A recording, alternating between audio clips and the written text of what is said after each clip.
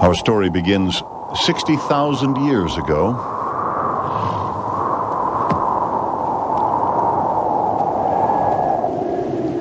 Down from the north swept a great tide of ice. From the pole as far south as Poland, it stretched in an unbroken mass for more than 6,000 miles.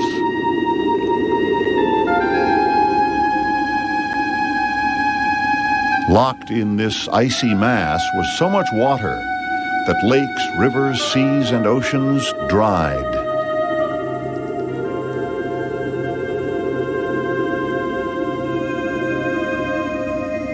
Mountains were engulfed, and the landscape buried over a mile deep. The ice reshaped the face of Europe.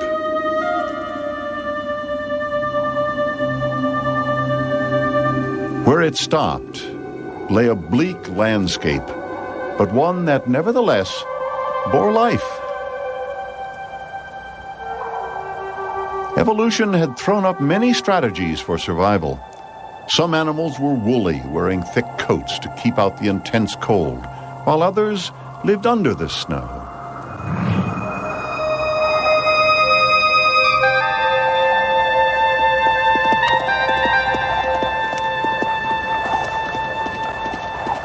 "60,000 years ago, there was another kind of animal that had evolved too. The first true European.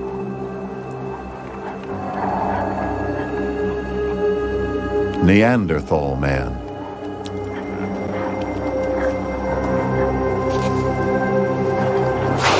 Like the reindeer and woolly mammoth, the Neanderthals seem to have been built for the cold. Were they our ancestors? And where were they from?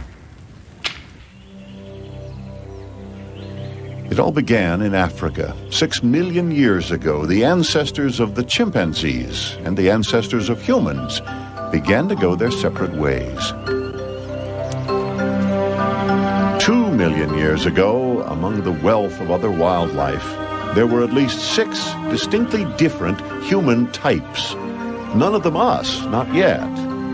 But among them, and of particular interest to our story, is one known as Homo.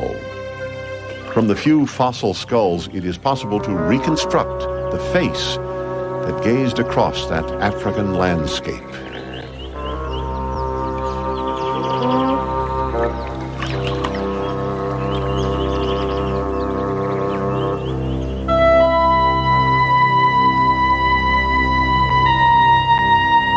The chance of any fragment of human or animal surviving from so long ago is minute. It needed to have been overlooked by a range of efficient scavengers, which, working together, can reduce the largest carcass to absolutely nothing. This fact has made harder the job of building a clear picture of human origins in Africa and of human arrivals in Europe. But fragments did survive. In Italy, at Isernia, 750,000 years ago, unusual circumstances combined to preserve at least large bones. A great pile of elephant tusks, bones of bears and hippopotami. Buffalo skulls, the remains of warthogs and lions.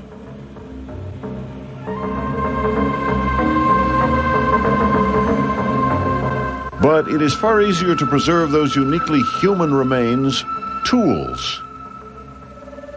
Stone tools. In fact, these chipped stones, if they were made by man, are the only human remains here. The sharpened rocks might have been used to skin these creatures. Or maybe not. The question is the sharpness of the rocks accidental, or did someone create it? Stone tool making helps to distinguish Homo from the ancestral apes.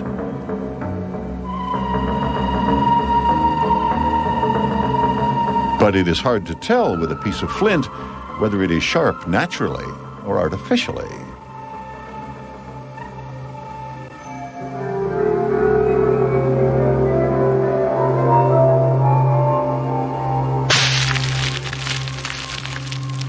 Natural processes can produce a flake that looks exactly like a man-made tool.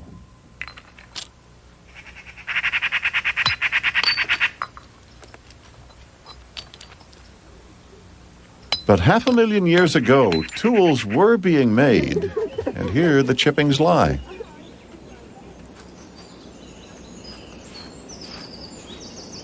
Archaeologists are certain of these and mark each scattered flake with its own flag. The scatters show that the tools were made where and when they were needed, in time for a specific job, often the butchery of prey. At this site, Boxgrove in Sussex, there was plenty of game. The bones of bison, beavers, bears, wolf, rhinoceri, and lemmings tell us that. The pattern of the flint scatters shows if the toolmakers were sitting or standing, even if they were left or right-handed, 500,000 years ago.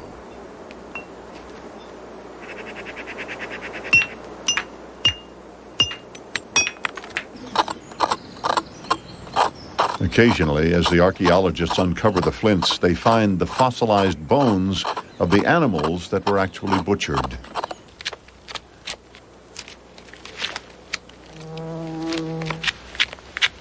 The razor-sharp flakes they used gave to the small-toothed humans the cutting power of a lion or a wolf.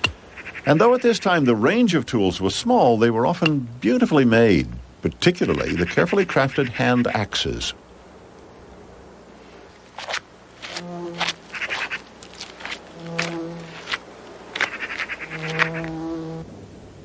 Archaeologists can sometimes reassemble the original nodule of flint that was struck to produce sharp flakes.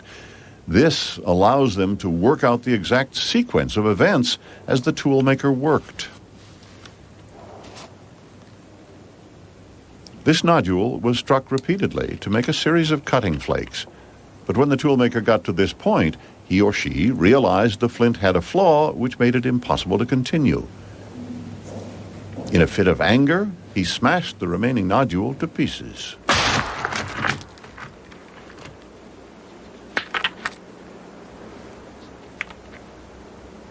Who was this all-too-human European? Remarkably, the fossil bones tell us it's the same kind of Homo type that we last saw living in Africa. How on earth did he get 7,000 miles north into the heart of Europe? It seems that ice was directly responsible. As it grew down from the pole, it locked up more and more of the world's water. As a result, Africa became increasingly arid.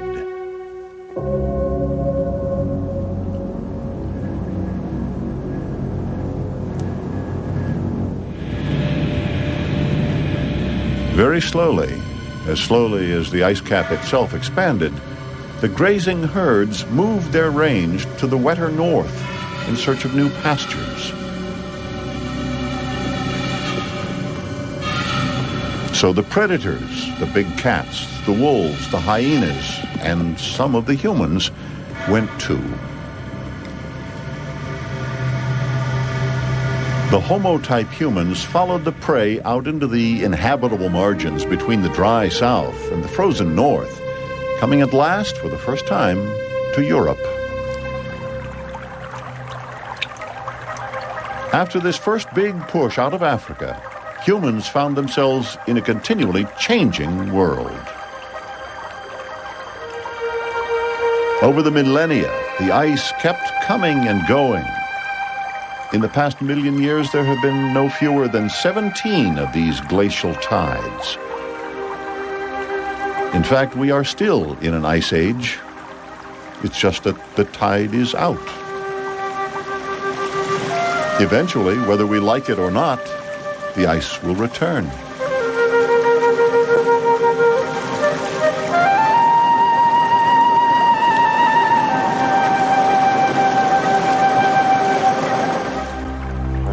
Sometimes Europe has been even warmer than now, and even strictly tropical animals have migrated here. Fossilized hippo bones have been found in Germany, France, Hungary, even under London's Trafalgar Square. But much more typical is bitter cold. Today's warmth is a rare extreme.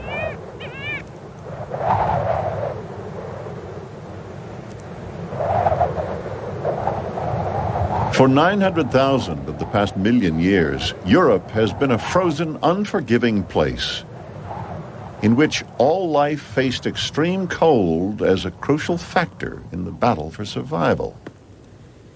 In response to the harsh conditions, the first people in Europe, the Homo type, began to change, evolve. To conserve heat, their bodies became more massive. Sinuses in the brow enlarged to warm the freezing air, which would otherwise sear their lungs. The teeth changed, and the mouth and jaw grew forward, becoming a vice to grip meat while it was butchered. And eventually, all these changes combined to produce creatures biologically adapted to their Ice Age world, the Neanderthals. Neanderthals are, to many people, a metaphor for brutishness, the archetypal caveman. But they probably lived in all sorts of places. Caves are just very good at preserving remains. Caves such as this one in Yugoslavia, with its trove of Neanderthal skulls.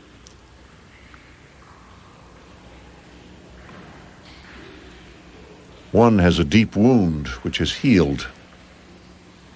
What that must mean is that someone who was incapacitated for a long time, unconscious, even brain damaged, was cared for, fed, nursed by brutal cavemen?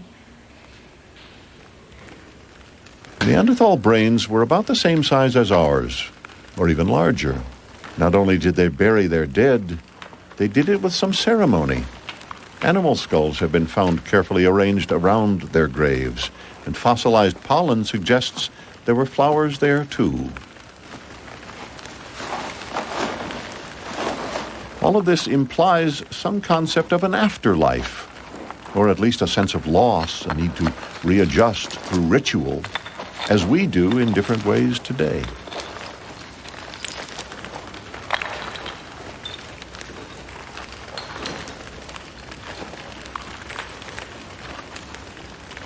For 100,000 years, the Neanderthals were the only humans in Europe.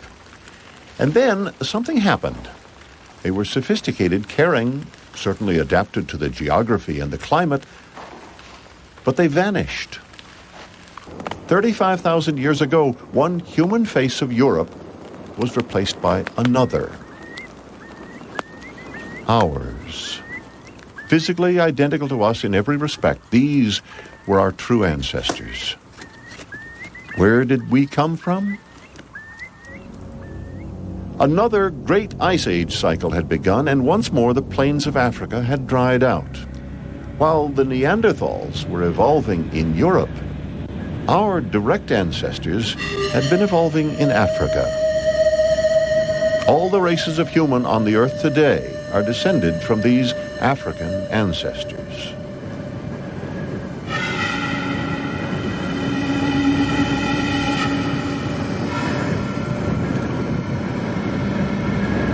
A second great human migration out of Africa began. And 2,000 years after our forebears reached Europe, the last pockets of Neanderthals were wiped out.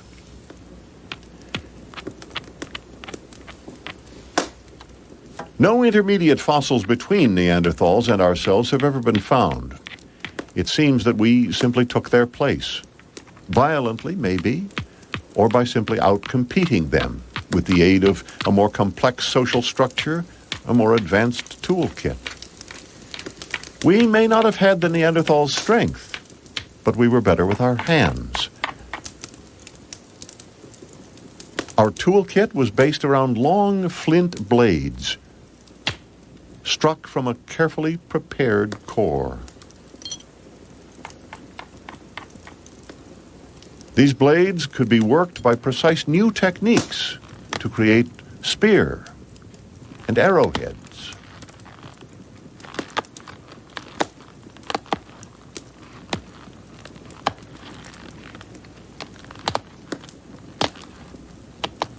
The same flint blades formed the basis of a wide range of other tools. We had discovered an entirely new concept, glue, and another, string.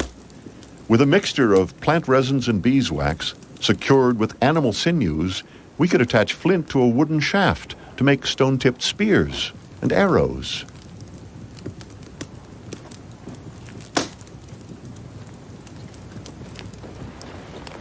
And that wasn't all.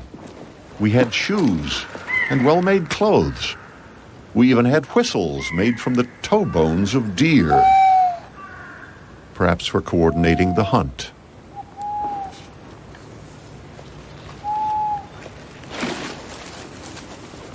"18,000 years ago, our ancestors invented the bow and arrow, as well as producing high-speed spear throwers capable of felling a deer in full flight.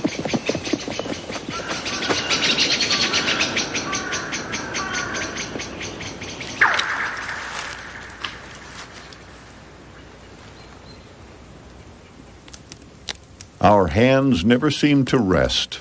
With flint blades, we made points, scrapers, and carving tools.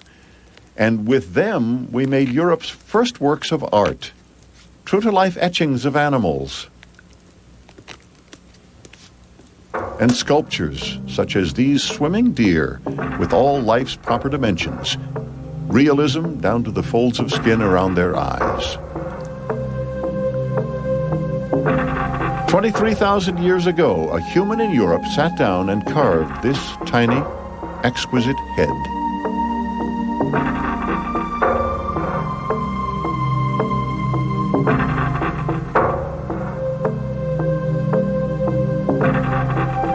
Heavily pregnant figures like these have been found right across Europe from France to the Soviet Union.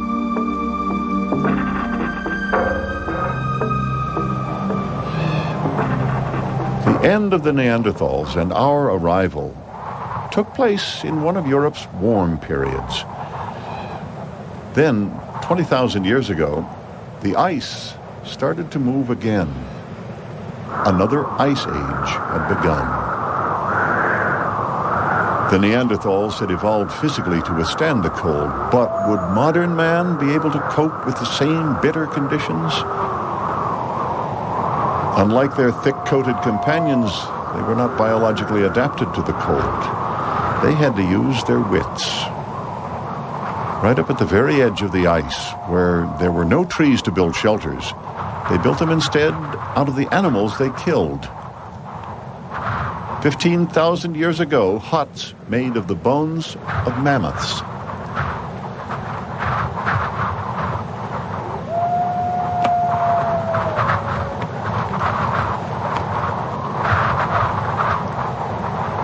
They were built by people on the move, and they were temporary.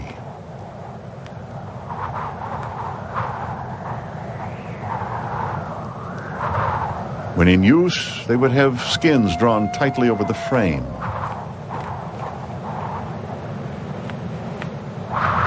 Whole encampments were made this way. One site in modern Czechoslovakia had used the remains of 900 mammoths. Astounding testimonies to human inventiveness.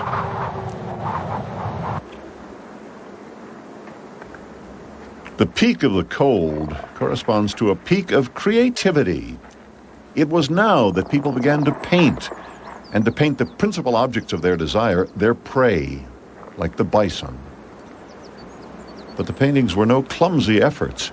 In Altamira, in northern Spain, on the ceiling of a cave, there are paintings that are 14,000 years old, which are surely masterpieces.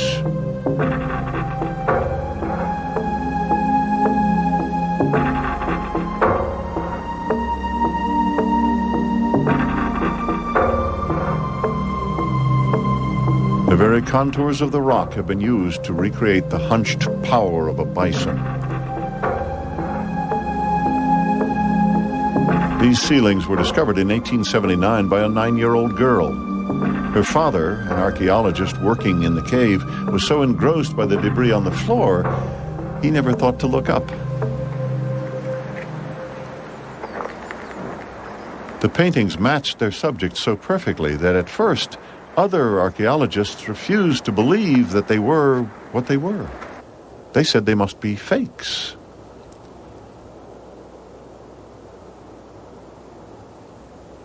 In the cave at Altamira, along with the herd of 26 painted bison, the artists left marks on the ceiling where they had run their fingers along the muddy rock, marks which remain to this day. It is possible to work out the exact technique of the prehistoric artists.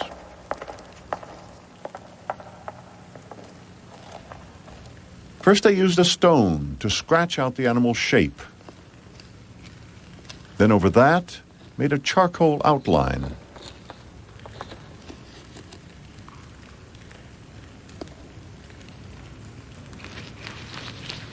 And then the paint. Rocks were ground up and mixed with water or a little fat, applied by finger.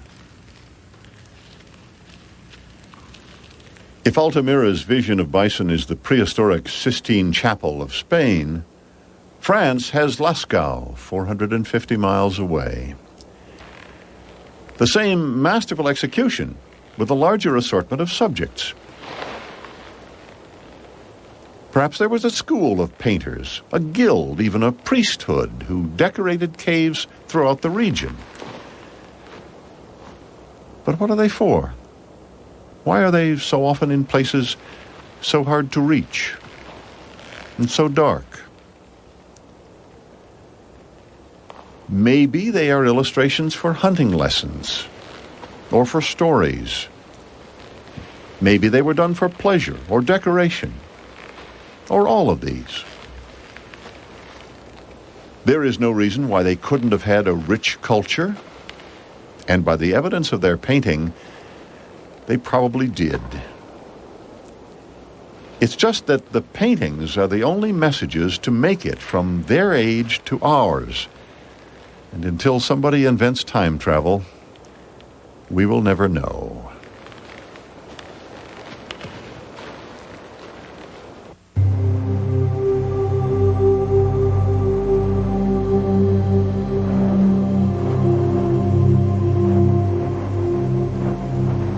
For the new Europeans, the reward for surviving an ice age was a much improved continent.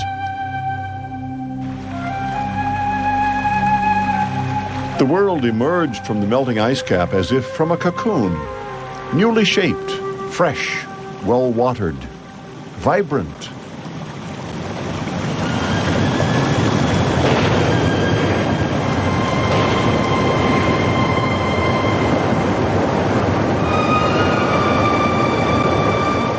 It was the beginning of an era of warmth that, with minor fluctuations, would last until today.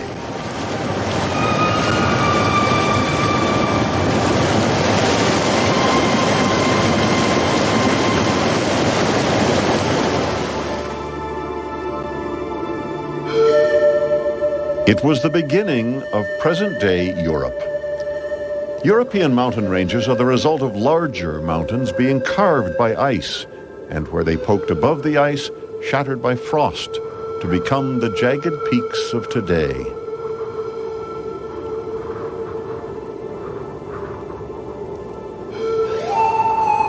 The shape of the landscape is the cumulative result of many ice ages working on a basic land mass, each one taking up where the last left off, cutting deeper valleys, carving steeper mountains, scouring the rocks, leaving marks. When water is frozen and yet flowing, however slowly, the power is massive. It can grasp a mountain and flatten it,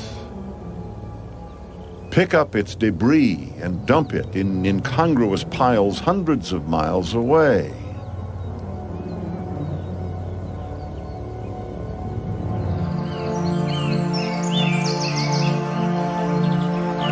And then when the ice goes, there's a brand new topography waiting for life.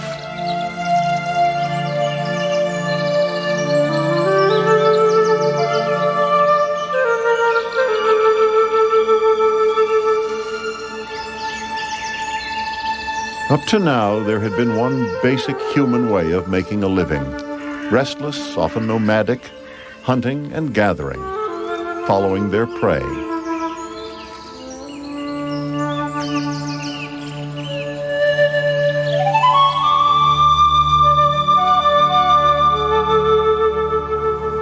Ever since our ancestors arrived in Europe, their life had been mainly a matter of making the best of unhappy conditions. But where they found themselves now was in a relatively gentle land that seemed to be made for them.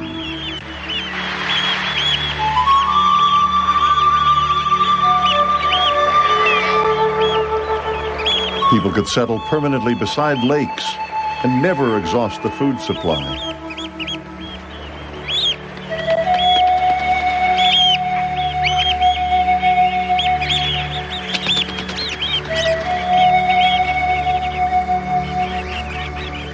From all over Europe comes evidence of humans settling down in this Garden of Eden. And as always, inventing new ways of exploiting it.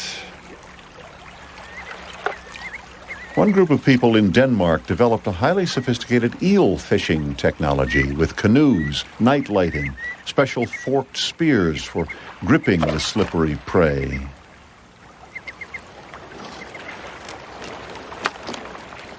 These people were so well surrounded by resources that they probably didn't have to work for more than 20 hours a week and had a lot of time for art, music, storytelling.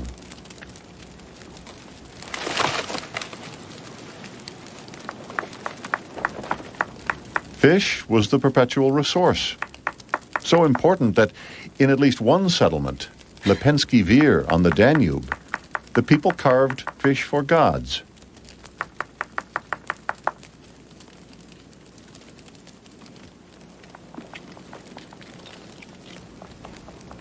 These people left behind remains of birds, fish, game, and in some places, stacks of shells.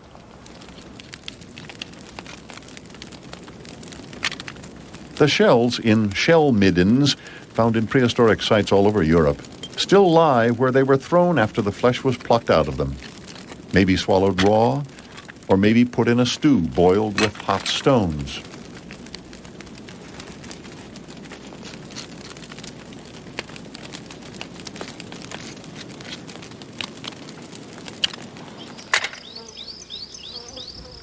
This midden in Portugal, though nearly hidden by the trees on it, is enormous. Must have taken hundreds of years to accumulate. It represents a society so settled that generations of people were buried in the great shell pile that they themselves had helped to create. All throughout the new warm Europe, such displays of permanence herald the end of the hunting and gathering lifestyle. For thousands of years, in competition with many other animals, humans had been eating seeds, collected from as many as 150 different species. But there wasn't much nourishment here for something the size of a human. And then, in what is now Iraq, there was an amazing stroke of good fortune. 2 wild grasses had hybridized, and the grains they produced were much fatter than before. It was wheat. Collecting enough food suddenly became much easier. More so because the fat seeds tended to fall near their parent plants and create large clusters. And that may have suggested the revolutionary idea of planting the seeds for themselves. Over 10,000 years ago, long before Europe had either the plants or the knowledge, Near Eastern farmers were planting, tending, and harvesting crops. The addition of agriculture to the human range of skills has been called our greatest revolution.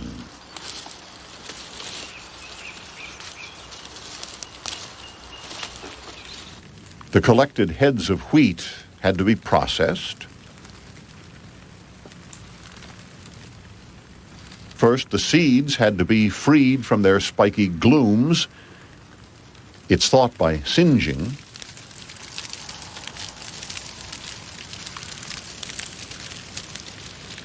Then, after winnowing to remove the husk, the loose grain could be laboriously ground into flour.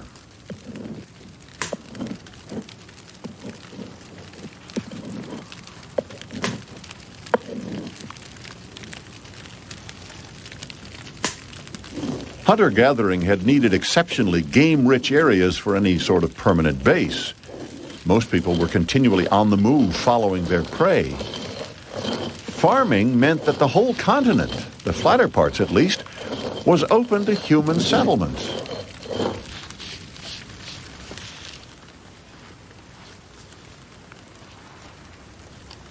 Compared to the varied diet of the roaming hunter-gatherers, the new one seems pretty dull. Flour could be made into gruel or mixed with a little water and fat, kneaded into unleavened cakes.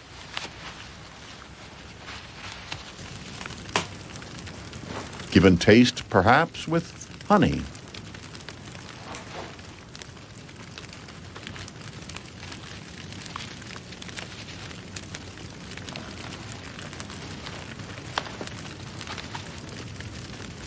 But there was meat, too, because soon after people began controlling the plant life around them, they took the next logical step and domesticated animals.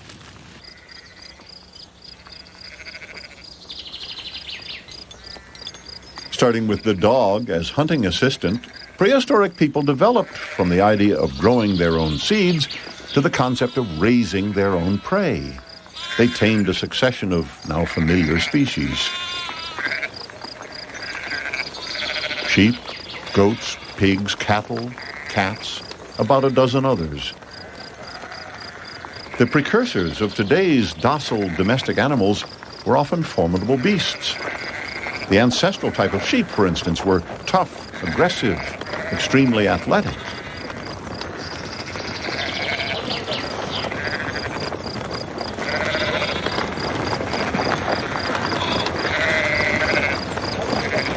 Exactly how our ancestors managed to tame them and produce today's woolly-brained creatures is a mystery, but it must rank high in the list of human achievements. In more recent times, our achievements have been pathetic. The Romans tamed the rabbit, and we the hamster, guinea pig, and laboratory rat. When agriculture finally reached Europe, the Ice Age again made a crucial contribution.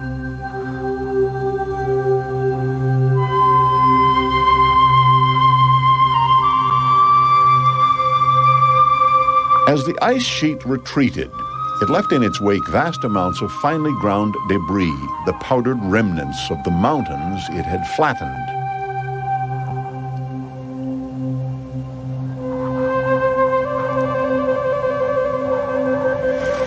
The very finest, known as loess, was picked up by wind and water and deposited again in thick layers. In swaths that followed the prevailing winds across the continent.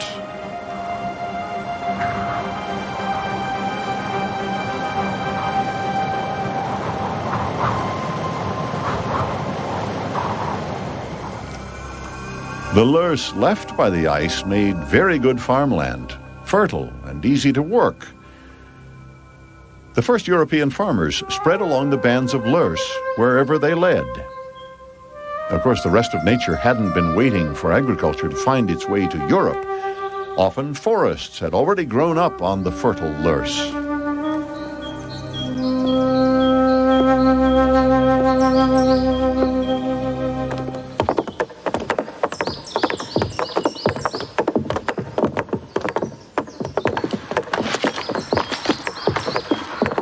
8,000 years ago, the European paradise suffered its first great wave of deforestation.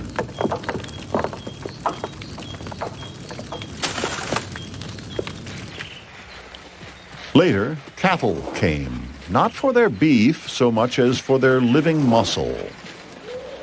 Pulling wooden plows, this broke up the former forest soil and aerated it and brought new nutrients to the surface for new crops.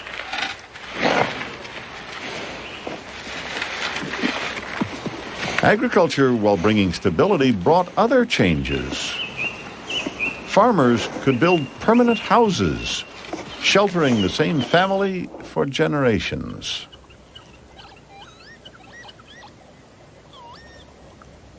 This is Lac de Chalain in France, the site of houses 5,500 years old, which archaeologists have been able to reconstruct.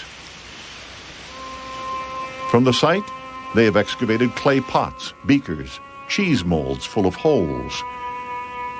There are even cores of chewed crab apples and singed ears of corn.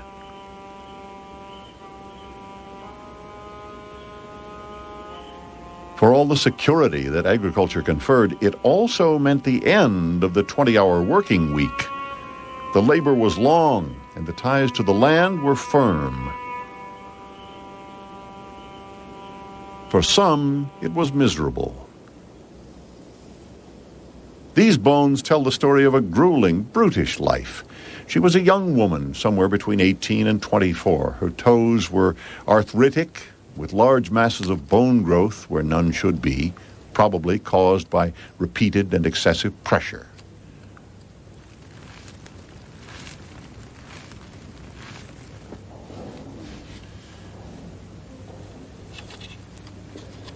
The knees, arthritic also. In life, these deformed and calloused joints must have caused the woman unbearable pain.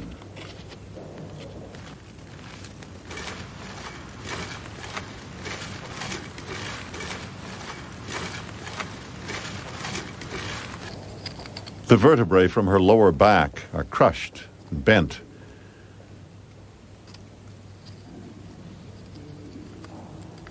For most of this young woman's life, such as it was, it seems she did practically nothing but grind corn into flour. She could have spent as much as 5 hours a day on her knees at the grindstone. But why did they bother? Once the population began to rise, there wasn't enough game to return to hunter-gathering. So it was agriculture or starvation. Agriculture may have brought a heightened awareness of certain aspects of nature. Astronomy, for example. It seems to have been a factor in the orientation of houses.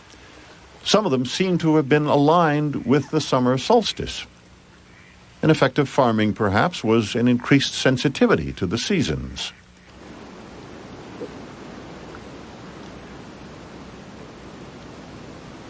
So far had people progressed from temporary huts that they had permanent buildings for the dead, long barrows.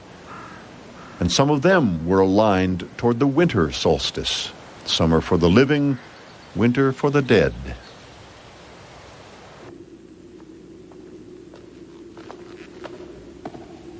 And inside, designs, circles, interpreted by some as expressions of the unbroken, unending cycle of life and death.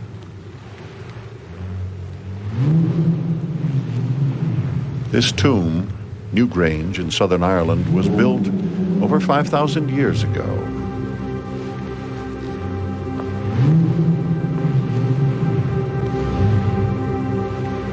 When they were built, and they were meticulously built, these gigantic European tombs were the most impressive monuments in the world.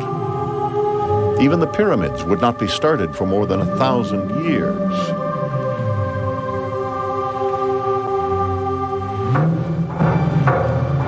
The huge stone monuments, megaliths, often dominate the surrounding countryside, focal points for the farming community, and perhaps a mark of ownership and permanence.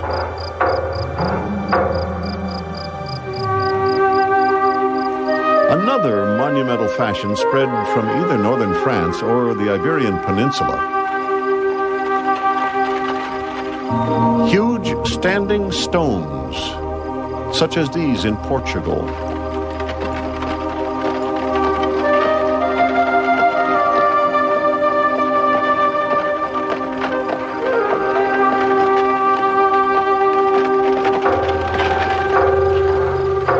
Individual stones became circles.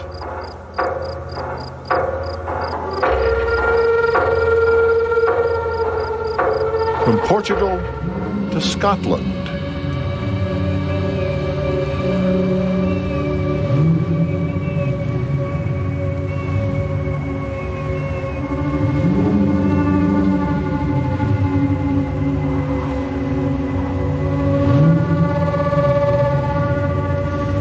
"5,000 years ago, all over Europe, from the scrublands of Portugal to the bleak islands of Scotland, as far east as Palestine, and at many points in between, people were building stone circles, megaliths, without any apparent direct communication between one community and another. Why? Was it simply a stage in human development that everyone was going through at the same time? Was there communication? And was this a sort of world religion?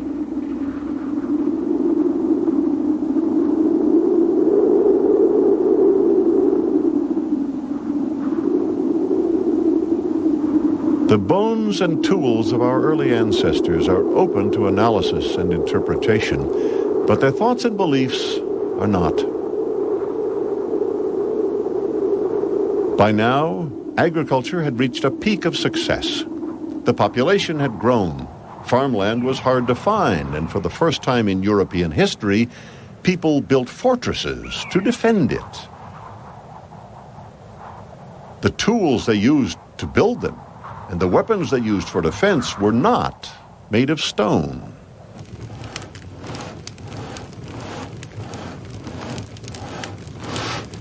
So far, Europe and its various peoples had been molded and driven by ice.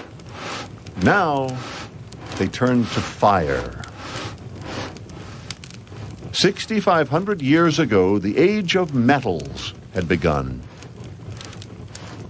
Starting with copper, Europeans began their exploration of the geological resources their continent had to offer, a process upon which all of our subsequent history would be built.